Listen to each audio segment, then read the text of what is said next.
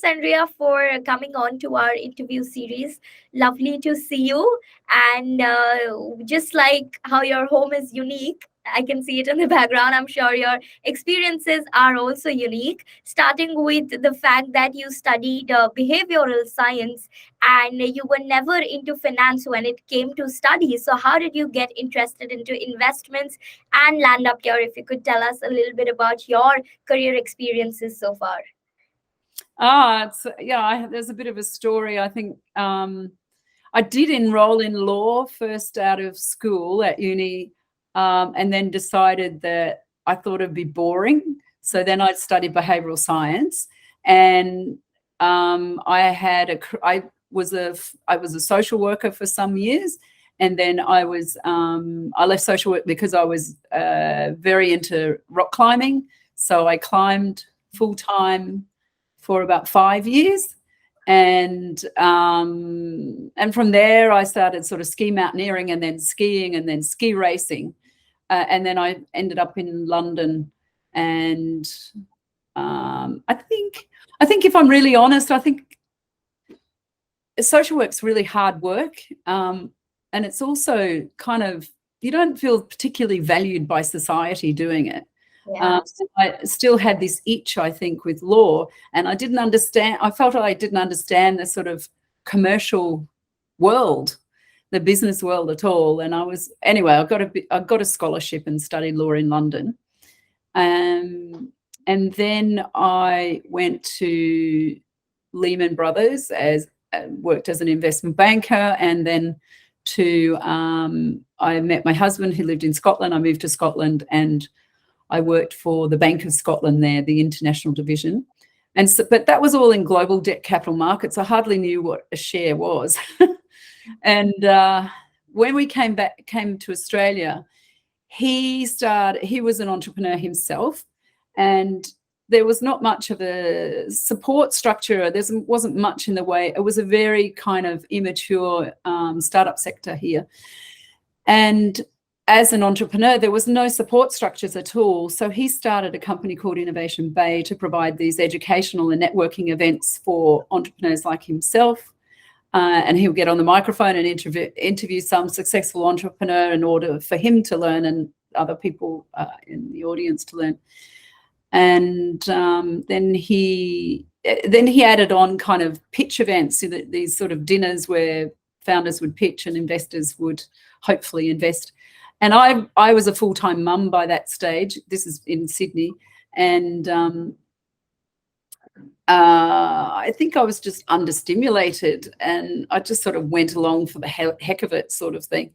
But after a while I got interested, and I was always really impressed with people pitching, because it's pretty scary stuff. You know, you put your heart and soul into building this startup, and you know, it's like putting your heart in your hands and holding it out to the audience and hoping that they're going to stroke it lovingly, you know, and it's making yourself very vulnerable. So I was always admired that about founders, because it frightened the heck out of me, the very thought of doing something like that. But after a while, because I went for years and I never missed them because I really enjoyed it, there was a bit of pattern recognition. And then there was a startup called Storage Use. Co-founder Vanessa Wilson pitched, and we thought, oh my God, we haven't got any money, but somehow I've got to work out how to invest in this, because this is amazing. It was the first to market with deduplication software for the cloud. And so we got an allocation. We had no idea what we were doing, but we got an allocation. We rounded up a few other people to and filled that allocation in a day. And then there was a law firm here that was sponsoring Innovation Bay, and they kind of tucked me under their wing to sort of teach me about the terms. And we did that. And the happy result of that was that 3.5 years later, the company was purchased by Pure Storage, a company that was listed on the New York Stock Exchange. And we returned 10x to all our investors. So that was good. But anyway, backing up after that investment, I realized, you know, this allocation we had was oversubscribed in a day. And so there was clearly there was clearly a voracious appetite for to access the asset class, but there was a lot of reluctance to write checks because there was a lack of expertise and experience, and therefore expertise, and it's a very high risk asset class. And so when someone that they perceived as maybe knowing something about it was leading it, they jumped in. So I started Jelix, and basically I led syndicated investments for years, and then eventually we raised a fund. So I think we invested about 20 million via the syndicated investments, and then we raised the fund, and we now have a $30 million fund as well. But we still operate the co-investments alongside the fund investments. So yeah, so that was a long-winded answer. Yeah, but so many things on the go. But before I ask you certain things on your initial career path, what does the name Jelix mean, and how did you come up with it? Well, I was told by a marketing person, oh, you can't call it Jelix. Don't tell anyone, because I actually had on my website the story, which is very close to my heart. And I took it off because of her advice. I regret taking it off, but we're going to revise redo the website. So maybe I'll put it back on. But the story is that I was a full-time mother, and I was feeling pretty understimulated, never expecting to end up as a full-time mother. When I moved from Scotland to Australia, I was 7.5 months pregnant with a baby, and had another baby. And I didn't. The Bank of Scotland didn't want the bank here only wanted to take me full time, and I was like, I'm about to have another baby, and I already have a baby. I don't think I can work full time, so I couldn't work for them. So I found myself unemployed. And I was off anyway after a while. And I think a lot of women experience it, but some don't, but some do. After a while, if you're a full-time mother, you kind of lose a bit of confidence in terms of your sort of commercial value in the working world. And I was offered a job I was offered a job to manage a fund, a $50 million fund. And I was really, well, first of all, he offered me a job as the CEO of quite a large company, which was really flattering. And I sort of said no, and then he offered me this. And I thought, I don't know, I built a big business from scratch for the Bank of Scotland. And I thought, if I'm going to do this again, I want it to be for the benefit of my family. So I called it Jelix. And the reason I called it Jelix is because my husband, Ian, would come home from work, and the kids, he had trained them so beautifully to get so excited the minute they heard his key in the door, and they would scream and squeal with laughter, and I don't know, it was just lovely. And so I thought I would call them, and he would read these stories. He would make up these stories for them at bedtime, and the protagonists were called Fasper and Jelix. Fasper and Fasper and Jelix. And they were a play on their names, because our kids' names are Felix and Jasper. And it was a play. I just swapped the first letter around. And they knew it wasn't them, but they knew it had something to do with them. And they just found it very exciting. And it was a daily, very joyful ritual that reminded me of the joy of my kids and my family. And that's why I call it Jelix. Wow, that's such a great story. I mean, it's for the benefit of my family, I suppose. That's part of it. Yeah. Yeah, it's very thoughtful as well. I mean, people prefer to keep some names which is related to the business itself, but you have gotten that family element into it, which makes it all the more beautiful. I think so. But I'm a bit biased. But picking up from what you said, that there is an issue with full-time mothers working, that they don't get part-time jobs. So what's your take on that? Why do you think is that the case? And do you think if that's the case, is that why women prefer to stay at home and then end up doing nothing in their careers? I think it's just, to me, it's a baffling issue. When when I was, before I started Jelix, I'd been a full-time mum for years. And when I was in London, I used to have recruitment agents and headhunters calling me every day from all around the world. So I thought I was hot property, And then I came here and I was a full-time mum, and I decided I wanted to work part-time, and I called sort of some agents and stuff, and they didn't want to hear from me because I only wanted to work part-time. There was just zero interest. And what I've concluded is that if you're working and then you are pregnant and you have a baby and you're good, they'll want to support you and they'll let you work part-time. But to go out and find a fresh part-time job from scratch is really quite difficult. And the reason that it baffles me is because I think with startups and new businesses, I just can't understand that there isn't a big market for good quality part-time people. One of my most successful, I've had, it's not one of my most successful hires because I think all my team are unbelievably successful, and I feel really privileged to work with each and every one of them. But, Kim, our CFO, she's been part-time for 4 years, and she came and she retired, but sort of only wanted to semi-retire. And so she worked half-time with us.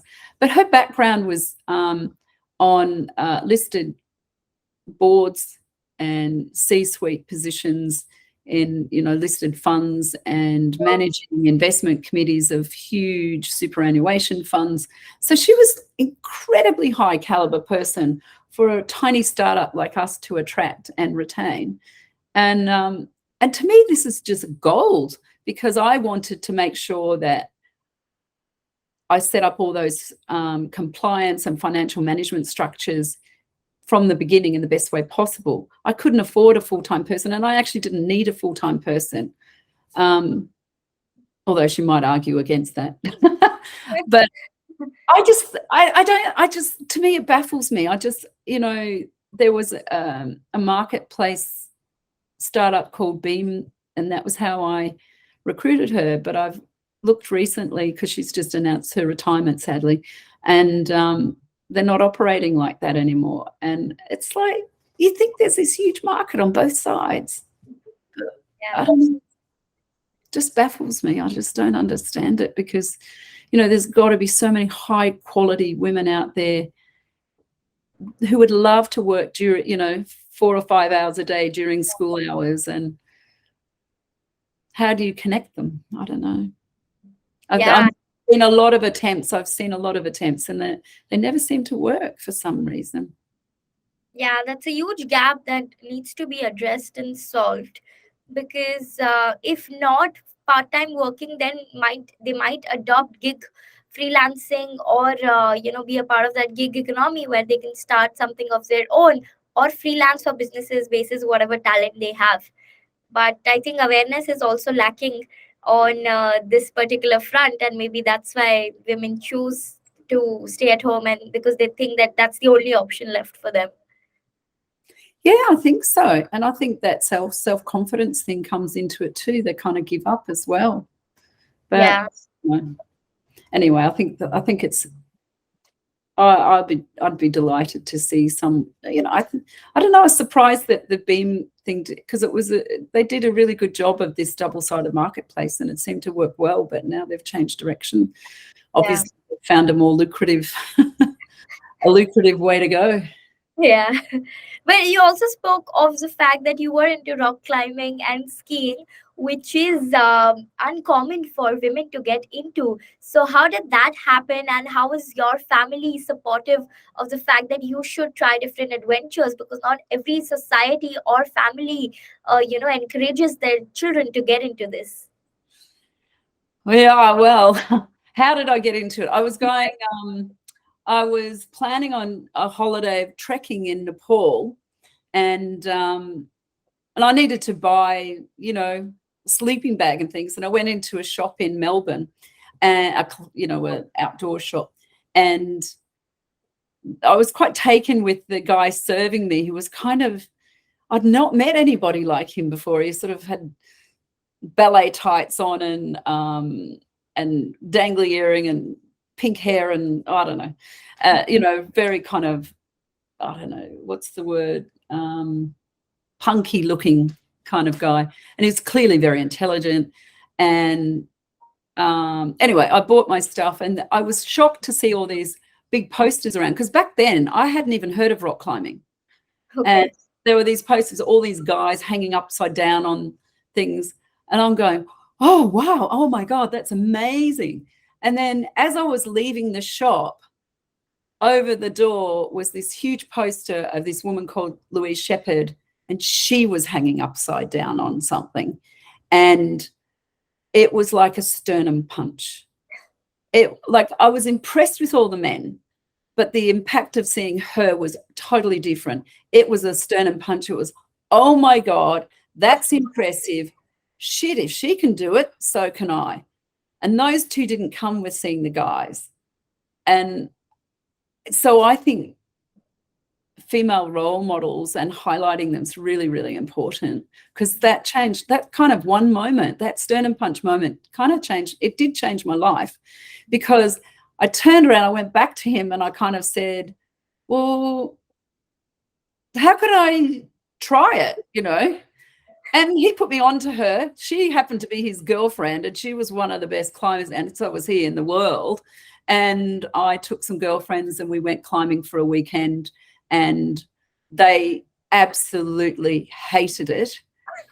And I've never forgotten the first climb. I came down and I was covered in all these minor cuts and abrasions and scratches and things, and feeling quite proud of my war wounds, you know. And Louise looked at me and she threw her head back and laughed, and she said that you want to hide those because that's just an indication of really poor technique.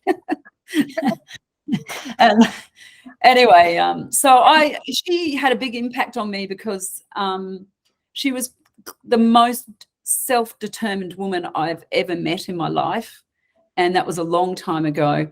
And she just got on and did what she wanted to do, really, without, it wasn't that she was in any way inconsiderate or anything. She was kind and lovely and great fun and super intelligent, but she would just do these really hard things, and she was always on the sharp end of the rope, you know. Anyway, so she taught me to lead from the very beginning. Whereas most people, when they're taught to climb, they climb an indoor wall with a rope above them, and, you know, eventually they might get out in the outdoors, and then eventually they might learn to lead climb. Whereas she had me leading, almost immediately, and it was really good for my self-confidence. Yeah, it was really good for my self-confidence. She made me realize that as a woman, the box of limitations that you kind of brought up with, they're all in your head, you know. So yeah, and I think without that experience, I might not have. I don't know. I don't think I would have done a lot of things in my life that I've done that I'm really happy that I've done. Yeah. What were some of the learnings that you took home from there, which remains with you till now?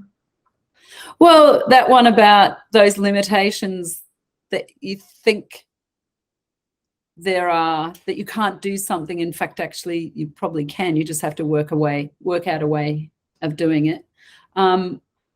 One of the things that I did learn was I actually eventually climbed with her boyfriend, and he was he was, you know, one of the top climbers in the world, top 2 or 3. And I was climbing with him one day, and I really wanted to impress him. And I was climbing a pretty hard route, and it's certainly very hard for me. And I really wanted to impress him. And I got to the top, and I was very excited, thinking, you know, he's going to be so impressed. I'm going to get the big high five. Except that when he got to the top, he was so angry. He was livid. And the reason he was livid was because I had placed a piece of protection in the rock that was solid, but I'd ignored a better placement nearby.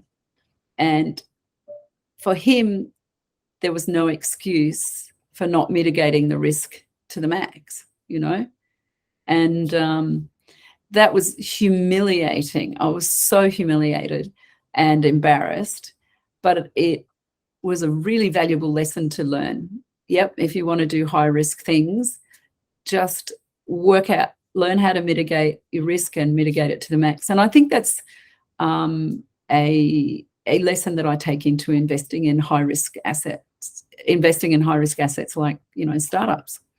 Yeah. I've always done a lot of, probably more than would normally be justified, due diligence, all that kind of thing, even early on when I was writing fairly small checks. Right. And how long did you do rock climbing and skiing for? How many years? 5 years. 5 years. Yeah. Okay. Did you also participate in any competition of sorts? Yeah, well, back then there was no such thing as a climbing competition. It's very different now, but there was. But I did ski race. So I skied in the Rocky Mountain Pro Mogul. I skied in the French Pro-Am. That's doing moguls and sort of aerials, not the amazing aerials they do now, a very watered down version. And I did actually ski in the Australian Championships, and I actually skied in the World Championships in Austria as well. So that was a long time ago, though. That was the 80s. Yeah, sports actually tend to teach you a lot, right from team coordination to team management to self-control. It's just a good coaching for anybody to get into any business, Yeah, I think, look, to learn, I think learning is a skill, you learn the law, you learn a sport. Yeah. I think the skills are really similar. Right. Also, in one of your interviews, you had said that you believe in valuing excellence, integrity, and transparency that wins trust of founders and investors, which goes beyond gender. So, if you could elaborate on that and how you think that just basis the value of trust and love, you can win over something, irrespective of the fact that you're men or women. How does that happen? I don't remember saying that, but it does sound like me. I don't know. I suppose I think that I think one of the things I'm going to answer this in a roundabout way. Yeah. So I hope that's okay. I think one of the things that has been a really wonderful experience for me, having been a social worker and a lawyer and an investment banker, a climber and a skier, I don't think I've ever worked where trust is so highly valued, that integrity is just really, really key. And I think it's been a big part of the reason that we've been able to grow fast and punch above our weight, because I started Jelix with deal flow, with no capital and no investment track record.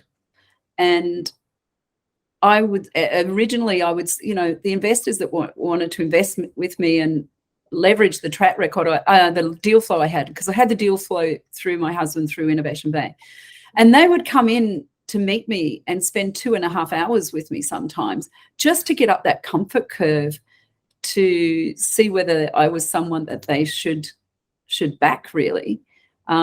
Even with it, and I'm very grateful that they did, because that's how I started it, and I had to learn along the way how to invest, and but I think they just sort of trusted that, that I would do a reasonable job of picking the good ones, and I think for me, behaving with integrity and decency and wanting and valuing doing the right thing by everybody around you, it creates trust, and people only want to place their money and their capital with people they trust. Mm-hmm. And that's been really I think has been really, really key. And I think that helps. I think agenda doesn't come into that. Yeah. So how did you raise your first fund with no track record? Well, that sort of said I didn't. I just led these little individual syndicated investments. So in the beginning, I'd have investors investing 20K each, and I'd invest a couple of $100,000 in aggregate into a startup, and then the check sizes got bigger. In fact, actually, it wasn't 20K; it was 10K each, and then the check sizes got bigger and the deal sizes got bigger, and then eventually, as I said, we sort of ended up with, I think we've got 32 portfolio companies. We've done something like 54 or something investments into them. And so it just sort of built like that. And then it got to a point where it was too much work for one person, and far too much work it was. And I really needed some help. And the deal sizes were I was putting the same amount of work into these tiny deals of a couple of $100,000 as I think most people would put into a deal of, 2 or 3 million. And, but I felt this acute responsibility for my investors' capital. I mean, I wasn't making a decision to invest it, but they were following me and paying me a fee for it. So I felt, I had to really cross the T's and dot the I's and be really thorough with the due diligence and vetting the startups. Now I've completely lost my train of thought. But as a woman, did you face any challenge anywhere at workplace while you were maybe in sports or during your initial years of career, or now that you're running a VC fund? I do remember when I was skiing for years, when I was climbing for years, and then when I was skiing for years, expecting that somehow someone would spot my shining light and offer me amazing sponsorship, and I didn't kind of realize that, you've just got to actually reach out and ask for it and say, this is what I can offer you. Please give me some, give me some financial support. And that was, I don't know, I just didn't have the confidence for that to even cross my mind, I suppose. I just kept hoping one day someone would sort of spot me. And, weirdly, I took that scholarship. I took a scholarship in London to study law. And I think it was about 6 months later, it was back in the time of snail mail, I got a letter in the mail offering me this amazing sponsorship. Oh. And I was like, oh, no. Anyway, I didn't take it. Oh, why? Well, because I 6 months into law, and I'd made a commitment to do that, and I was doing it on a scholarship. Someone was paying, the law firm that I worked for was paying for it.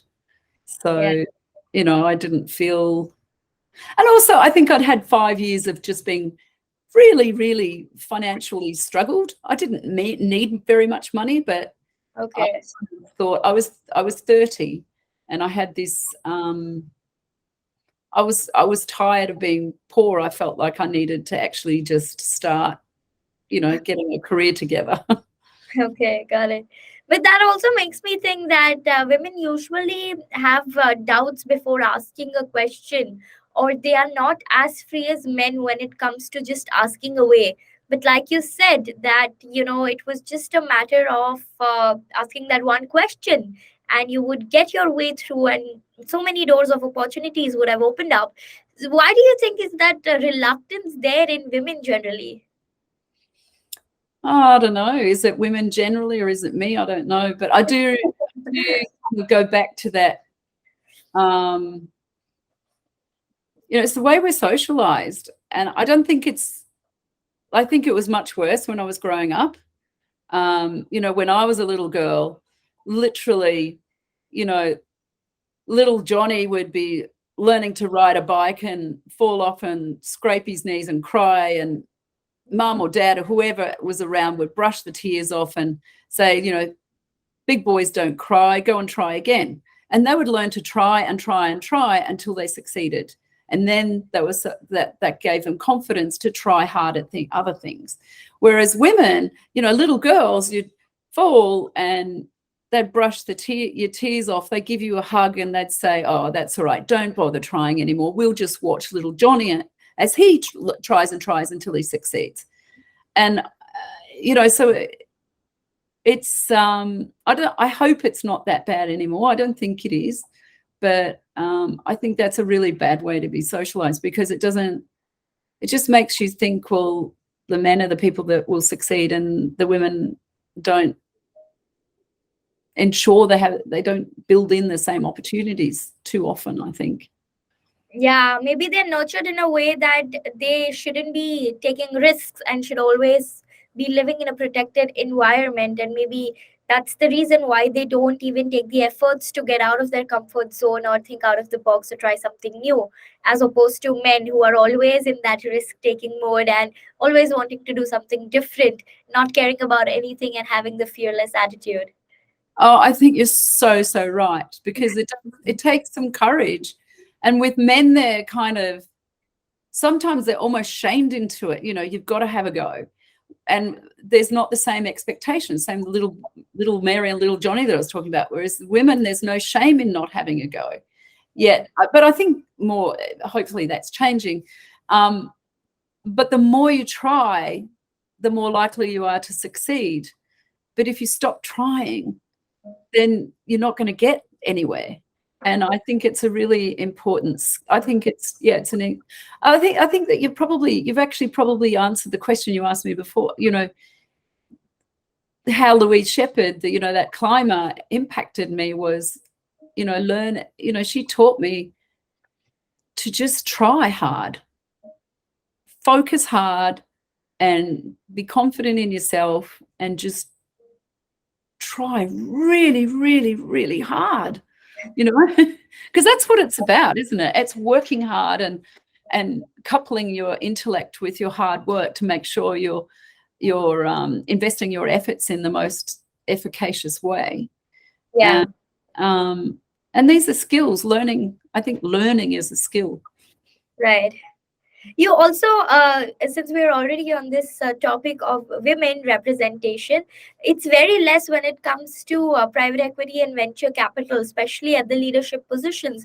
We see so many entrants coming in at the fresher level, even at the senior associate level. But as we go up the ladder, as promotions happen, the level drops down like massively. It's not even by 1 or 2%, but some 50-60%. So why do you think is that change happening, and we just have about single digit representation of women at leadership levels in the world of investing? Oh, look, I just think it's a combination of deeply ingrained unconscious gender bias. Sometimes it's more conscious than unconscious. And it's very pervasive, and it's very sad. It's also very, very unhealthy, because there's so much research out there about diversity, including gender diversity, and diversity of experience, but including gender diversity leads to much better decision making. And investing, the critical part of it is decision making. And I think better investment decisions will come as there's more diversity on the investment committees making those decisions, or that you've got more diversity in your investment team. So in Australia, like, we're not even, you're talking about you have women coming in at the junior level, but they're not getting through to the more senior rungs. Here we had an even worse situation where we just had almost no women investing in venture. And then, with that awful Harvey Weinstein stuff and all that stuff that happened, and then Daniel Petrie, a very highly respected VC here, wrote a great and I think very impactful op-ed in the AFR, which is our major financial press, that, pointing out the lack of gender diversity in venture in Australia. And it was really interesting because, I mean, he's got quite a powerful voice, and the whole publicity around the whole issue worldwide, I think, raised the consciousness of venture capitalists in Australia and realised that they needed women. So we're in this situation now where there's probably more junior women are being recruited than males, a lot more, I think. And so we've actually got quite a lot of women at those junior levels, but they're not even at the point yet, you know, where, like, it's going to take years for them to have build the experience to get up, to move up the chain. And it'll be pretty devastating, I think, if they, having done that, that there's the glass ceiling that they can't get through. And I think myself, and I think I told you about myself and Michelle Decker, who is one of our kind of venture pioneers in Australia. She founded a firm called One Ventures, and she's been a wonderful mentor for me.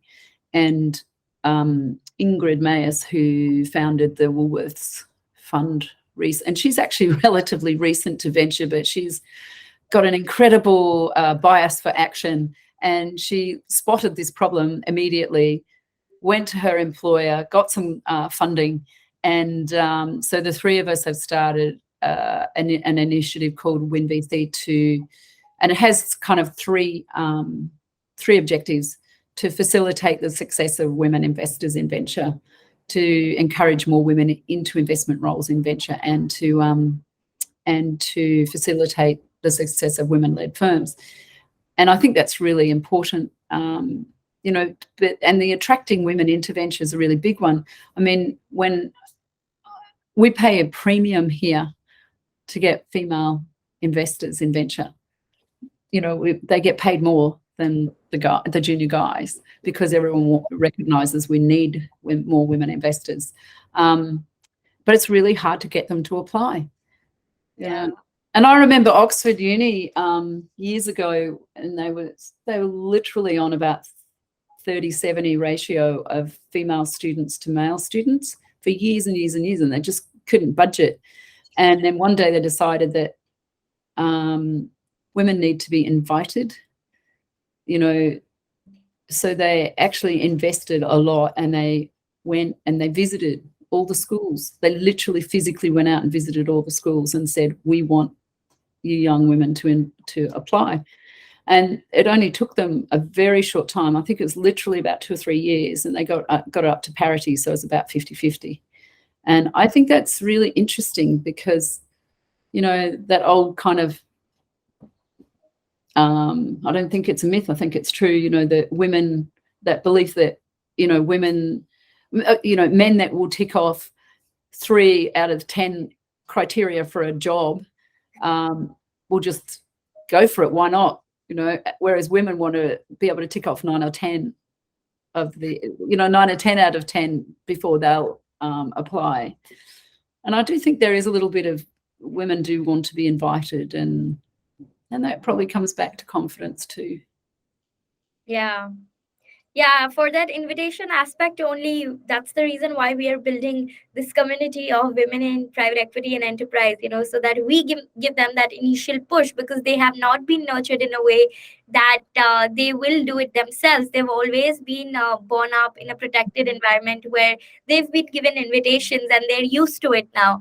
Now, although we can't change the course of, you know, the female brain, but what we can do is that get them in a community of equally ambitious women and charged up peer group where they'll get to learn, okay, this is the way how other women are also doing, even from different backgrounds and color, and give them a practical exposure to different learning programs, you know.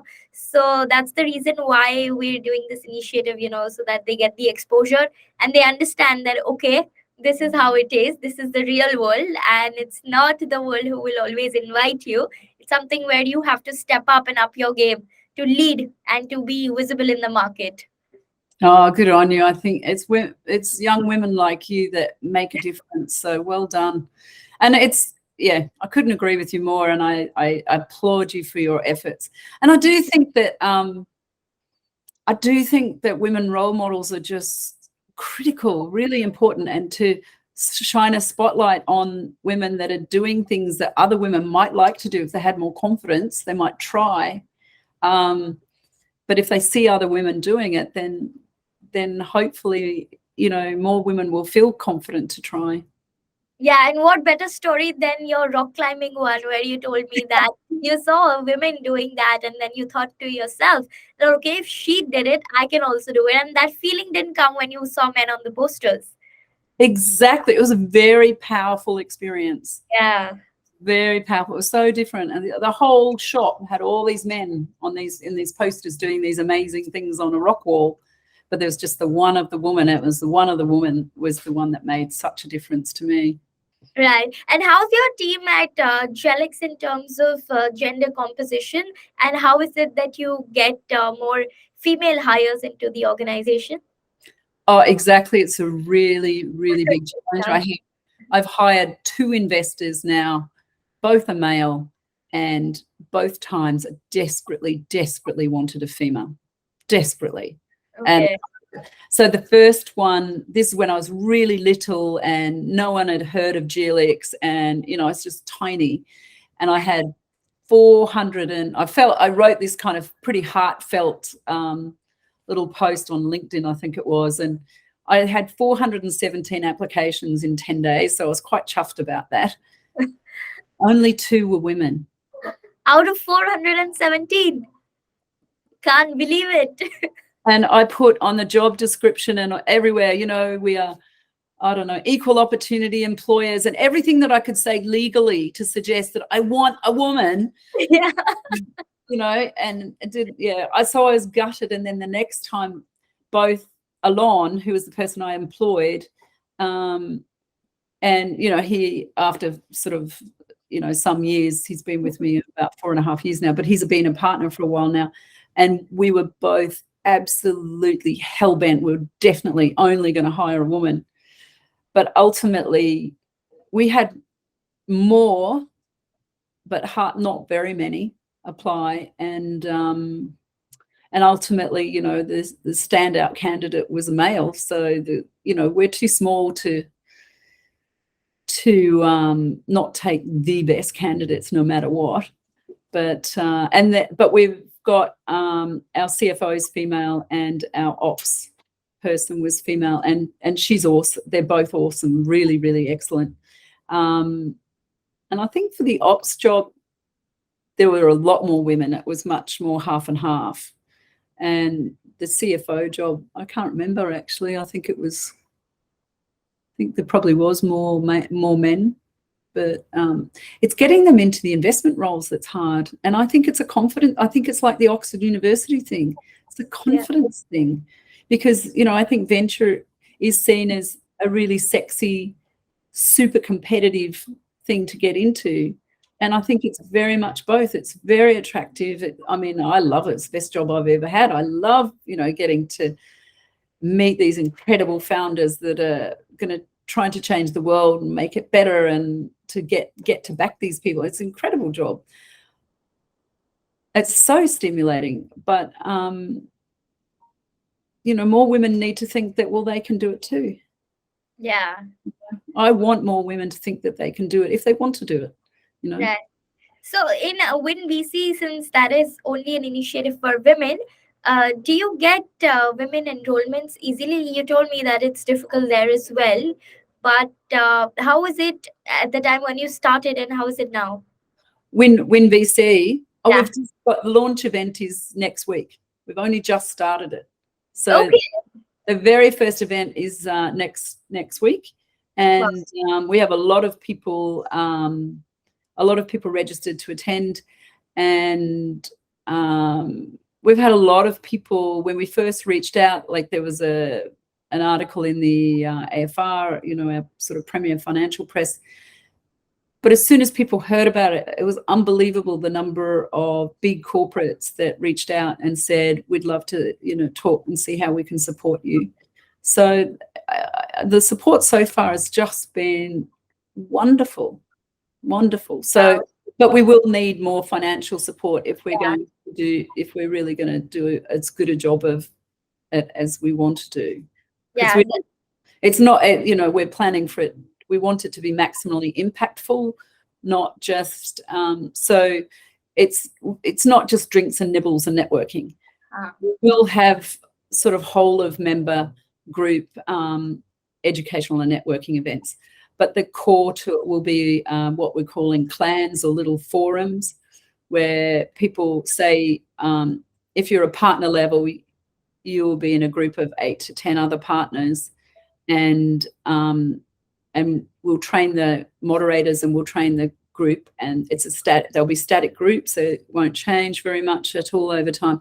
And the idea is that you want to create and they'll meet monthly and create a really safe environment where they can learn from each other and talk about things that might make them feel a bit vulnerable or whatever, and hopefully have a really big impact there.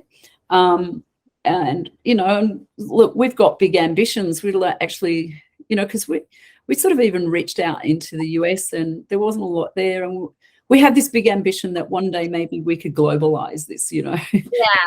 Women in venture, we'd love to do that. Yeah, absolutely. Even that reminded me of the fact that since we're also doing the initiative here and globally, we can tie up hands to do events in the countries that you'd like, so that we can bring more and more women together in the same space. Yep, that sounds like a good idea. Yeah. Maybe once we fructify on how we are going about it, I'll reach out to you on the events we can do together. Yeah, that sounds really good. But, Yeah. As I said, this is very early days for us. Correct. We're having our first event next week. So Yeah. we're very excited about it. Right. Also, recently it was Mental Health Day on the 10th of October, and there was a report which, showed that 90% of the founders are likely to suffer ADHD. And it's not somebody else, but entrepreneurs themselves who undergo mental disease. So why do you think is that the case? Is it the investor pressure, or you think it's because of the pressure to run it successfully, that internal fear of losing out on cash and making losses? What is it really that makes founders so jittery? So I think there are two parts to your question there. I think it's an incredibly stressful ride for many founders. I mean, there are some founders that have a lot of personal financial backing, and that's a bit different. But those that have, they've got maybe kids to support or whatever, and they're potentially risking school fees or whatever. I mean, it can be a very, very stressful time. Picking up on the ADHD, ADHD is different. It's not like a mental illness that comes about as a reaction to different circumstances. It's actually it's like a chemical reaction in the brain where the neurotransmitters stuff up with their messaging across the synaptic junctions. I know about this because I have ADD, and my kids have ADD that I gifted to them, the poor things. But I got an email from a partner who was telling me the other day that she thought that something like 80 or 90% of her founders have ADD. And I think that's really interesting. My guess would be similar, and it's because of the nature of ADHD. It's I think a lot of people with ADHD or ADD are not the sort of people that fit into a big corporate, round peg into a round hole. They're more the square peg and doesn't fit in the round hole. And I don't know. And there's sort of real hyper focus that comes with ADD, where like it's characterized by an inability to focus, but the other extreme is too that can be prodigiously productive when you're in that hyper focus mode. But it goes in fits and starts rather than, other people can work pretty consistently for an 8 or a 10-hour day, whereas someone with ADD might work phenomenally hard for 15 hours and then not work for 2 days, but be prodigiously productive in that time. So we're all different, I think, and ADHD is definitely a big strength. I think it can be. It's also very challenging to manage at times as well. But I think it is really interesting that sheer number of founders that actually have ADHD. Yeah, I know. But with this, we enter the last segment of our conversation since we have limited time, and I wish we could have had more. But the last segment is about the rapid fire round, where I ask you certain questions and then I didn't see that. no, rapid fire the second section, which I've written about Jelix, as Right. to which founder have you backed, what do you all do? It's based on that, and then the lunch with Prime Minister question, it's in the rapid fire only. Oh, right. Yeah. Yeah. All right. So to begin with, if you could just tell us about Jelix a little bit, which sectors do you invest in, what check sizes do you offer, and what kind of founders do you all back up? Our check sizes vary. So a very early stage check might only be $300,000 to $500,000, but we invest sometimes more than $1 million, $1.5 million. Probably that's about the extent of it, but it'll be usually comprised of a fund investment and contribution from the syndicate. So if we say invest 500,000 from the fund, we often it'll be in aggregate $1 million or even more sometimes. What do we invest in? We invest in innovative technology that provides a very strong competitive advantage in a huge global market operated by absolutely excellent people. Very, very high caliber people. We focus very much on it doesn't matter how great the rest of it is, but if we don't have real confidence in the founders, we're probably not going to invest. And what we look for in the founders is obviously considerable intellectual firepower, but probably more importantly is a voracious appetite to learn. And often that's means a bit of a lack of an ego in terms of people that are self-aware enough to know that they can't do it all, that they might be brilliant at some things, but they're going to be very poor at others, and that they need to, their first hires need to be where they're weakest and so on, filling those gaps, and just being delighted to hire in people that are better than them at things, and people that have the interpersonal skills and the passion and the charisma or whatever it is that takes to attract people to the firm and to retain them, to incentivize them, to knock their pan in, to help the company grow. They have the passion and the interpersonal skills to engage stakeholders and retain and build those long-term relationships with stakeholders and customers and team. So that's kind of what we look for there. Did I answer the whole question? Yeah, you did. So, good. Yeah. And do you prefer backing solo entrepreneurs, or you think that a co-founder is an essential? I don't actually think as co-founders an essential, but I think it is a stronger combination if you've got like a technical co-founder and a founder that has very deep domain expertise. That to me is the ideal combination. And then again, if you've got on top of that some commercial experience, that's even better.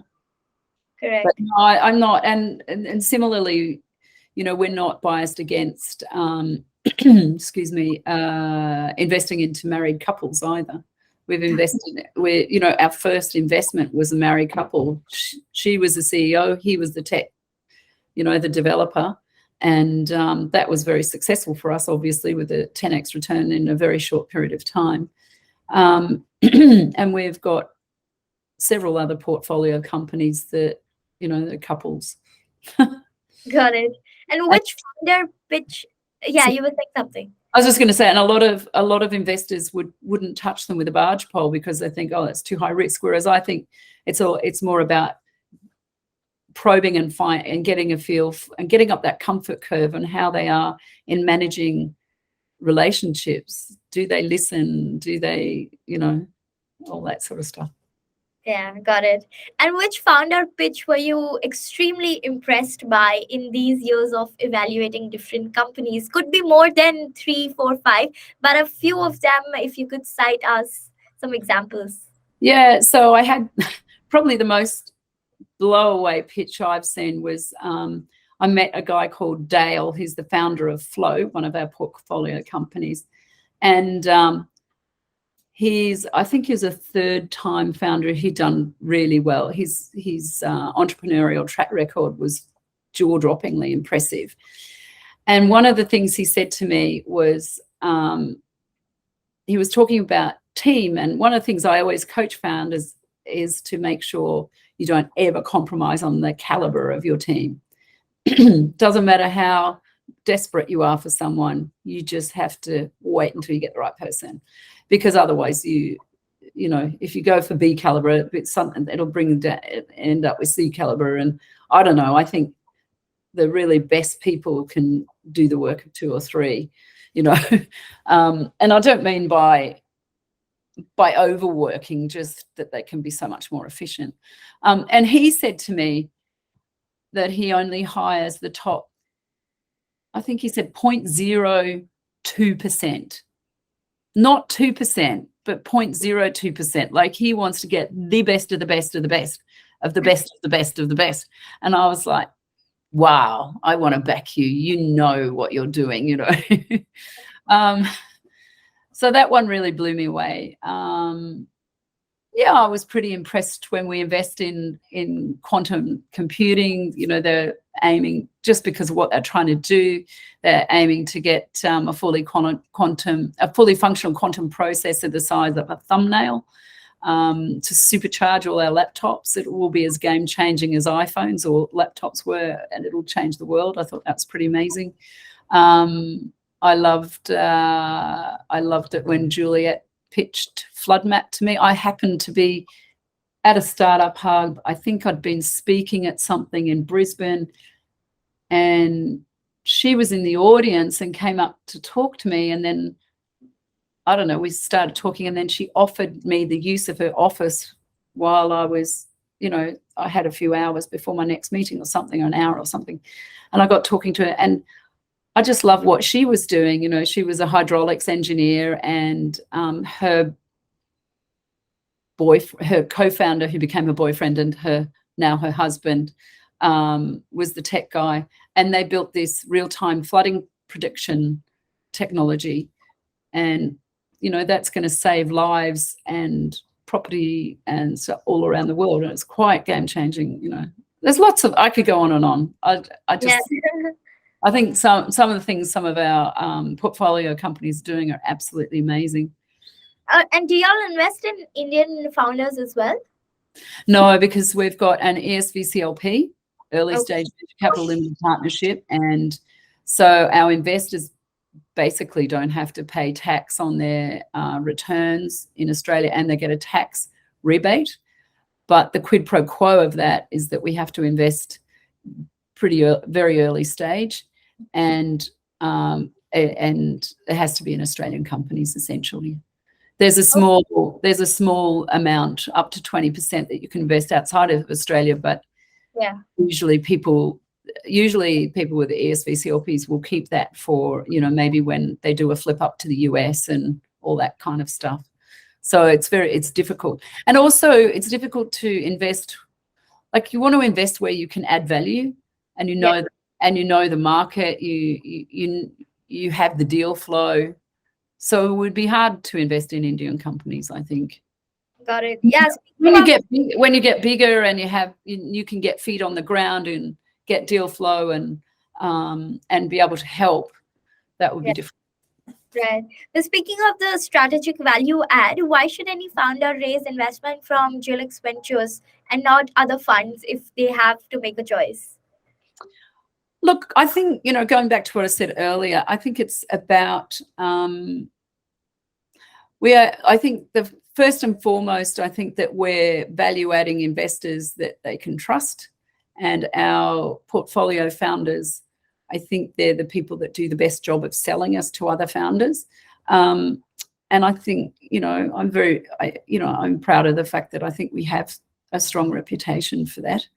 And I think, we're very well connected. We have, for our sort of size, we have quite a high profile, and we have pretty deep connections with people and I think our fund is a really unique one. We have a unique profile of LPs in the fund because they're mostly, we didn't have great connections into family offices, which is where you would normally raise your first fund. But we did, because of being involved in the startup sector for so long, we knew a lot of entrepreneurs along the way. We've come to know lots of entrepreneurs on the way. Lots have been successful, and then they've known us, so they've invested in the fund. So we have an enormous number of our LPs are actually successful technology entrepreneurs.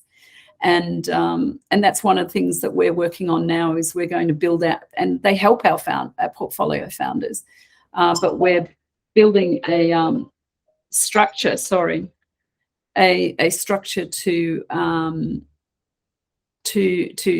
actually leverage their expertise and help our portfolio founders. So I think at the moment they're called squads. We kind of like the idea of special forces, but it sounded a bit militaristic, so we decided not to. So we haven't come up with the right name yet. Got it.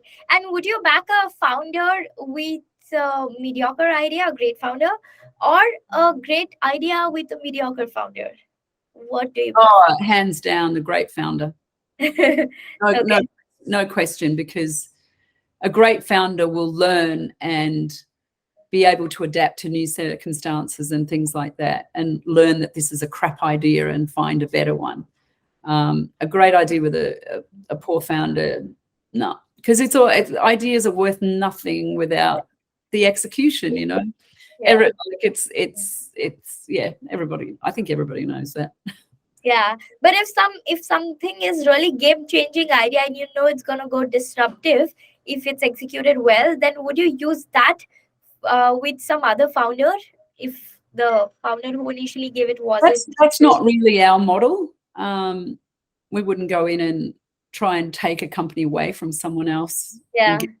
No, that's not something that if we didn't have confidence in the founder, we just wouldn't invest. Got it. And speaking of your high-profile connections, like you just mentioned, we saw on Twitter that you recently had lunch with the Prime Minister of New Zealand. So how did that go, and how did that happen? So Innovation Bay, the sort of networking and educational events company that my husband started years ago, where I saw all the deal flow. He now works half-time with Jelix and half-time running that, and with his co-founder.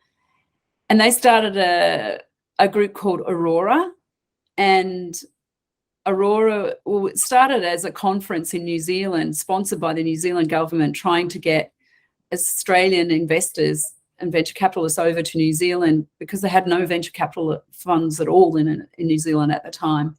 So we did this they took us as a road trip, and the New Zealand government sponsored it. And then and that road trip was, pitch events all around New Zealand for a few days, on and off planes and buses and things. And then and the New Zealand government sponsored that, and we've built a very, very, very strong relationship with the New Zealand Department of Trade and Enterprise. So when the Deputy Prime Minister came over not long ago, I was invited to meet with him, and there was only a few of us, and that was quite the privilege.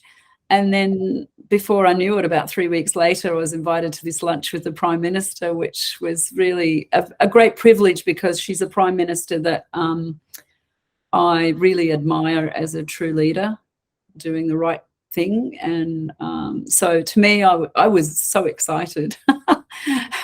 I felt really, really privileged. And I'm at the lunch, I also met Robin Denholm, who is someone that I've always admired from afar. She's the chair of Tesla. Okay. you know, it was a great privilege, and you know, I had a good conversation with Jacinda Ardern, and you know, talked to her about, there's a course called the 42 course that teaches coding in a quite a unique way, because we, I don't know about you guys, but we have a lack of coders here, software developers. So yeah. So anyway, they have that same problem over there. So we talk quite a bit about that too. Got it. And one last thing that you would like to tell us as to how can we increase the representation of women in investing? I wish I knew. I think it's a really hard question. I really wish I knew. I mean, that's why we're doing WinV. You know, the WinVC initiative is very much motivated by that. A lot of what we're planning for the moment is around supporting women that are already in investment roles, and we haven't yet built out how we attract women into venture. But I think an important part of it is highlighting women in venture and getting the spotlight on them, so that there are the role modeling thing, I think, is really, really important, and that's why I think what you're doing is very, very important. Yeah, I don't know what else to do. Do you have other ideas? I'd love to know them. Yeah, I think it's just about making women more confident about themselves. You know, they just think that they can't reach somewhere just because they haven't gotten that exposure and haven't seen other leaders perform as such. So what we're doing is we're actually trying to get role models, not just from investing, but from other careers also, because it shouldn't be a boxed idea in women's mind also that it's only finance for me to become successful. It can be other avenues as well.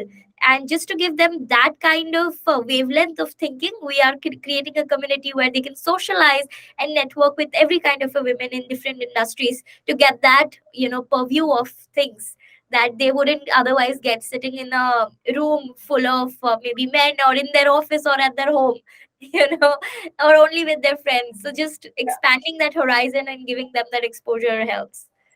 Yeah, I think so too. Thank you so much. It was very flattering to be invited, and it was a privilege to meet you, Radhika. And I think what you're doing is so impressive and very important. So well done.